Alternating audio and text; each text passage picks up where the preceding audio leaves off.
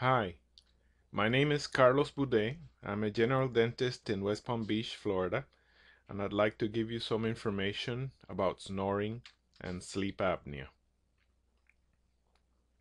Some people snore occasionally when they suffer from nasal congestion, the flu, or a common cold, but as many as half of the adults in the United States snore every night. One of the reasons people snore has to do with the fact that the muscles of the body relax during sleep. This allows the tongue and the soft tissue from the palate to fall back and reduce the air passages in back of the throat. Then, when air passes through, it causes the tissues to vibrate and make snoring noises. So again, snoring happens when the throat tissues relax during sleep. The tongue is attached to the lower jaw, and when the jaw drops back during sleep, it reduces the size of the throat passages. This is important because besides snoring, it can also make breathing more difficult. Enlarged or inflamed throat tissues, like the tonsils, can cause snoring. Obstructed nasal passages, such as when you have nasal congestion, polyps, or a deviated septum, can make you more likely to snore. Physical fatigue or being tired can make you snore. Obesity and fatty tissues in the neck can also cause snoring. Drugs that can have a depressant effect, like narcotics or alcohol, can also increase the likelihood that you will snore. Now, when you snore, unless it's a very mild or moderate snore, it tends to disrupt your sleep. And when you don't have enough sleep, you can get sleepy during the day. You may feel tired. Your coworkers may find you irritable. You may have a hard time concentrating in your work. If you are tired all the time, you may find that you have decreased libido. If you are behind the wheel of an automobile and you're tired and sleepy, you're more likely to get into an accident. And finally, in more severe cases, where the snoring is a sign of a sleep disorder called sleep apnea, it can lead to severe health problems. Now that we mentioned apnea, let's talk about it a little. Snoring is normally present in persons that have sleep apnea. In sleep apnea, the person actually stops breathing repeatedly throughout the night.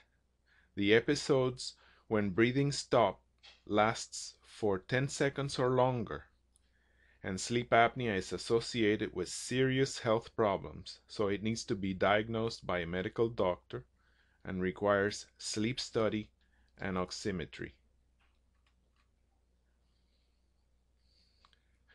The most common type of sleep apnea is called obstructive sleep apnea, and it is characterized by the throat passages closing up, which causes snoring and breathing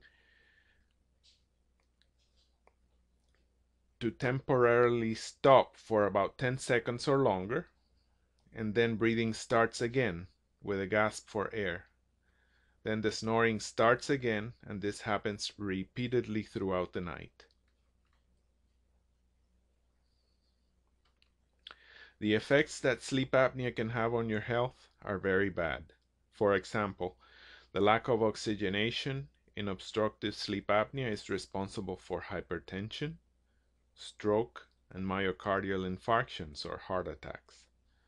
Also commonly seen are arrhythmias and diabetes.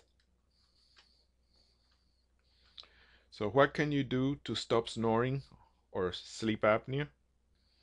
Well, the first thing I will recommend is that you consult with your dentist or physician.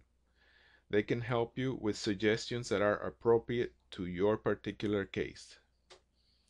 You can also stop smoking if you're a smoker, lose weight if you are overweight or obese, use a nasal decongestant or nasal strips, and you can try sleeping on your side. All these things you can do on your own and will help or reduce your snoring. A second method of treatment is the use of an oral appliance. These come in several designs and are relatively inexpensive and work by repositioning the jaw or the tongue forward to increase the size of the air passages in the throat.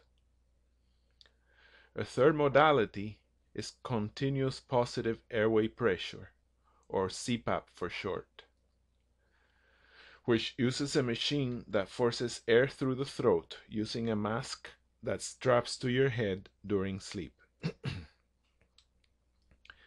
And the last method of treatment is surgical, usually used when others fail.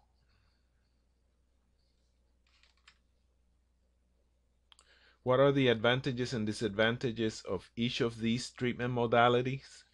Well, the advantages of the oral appliances are shown in this slide.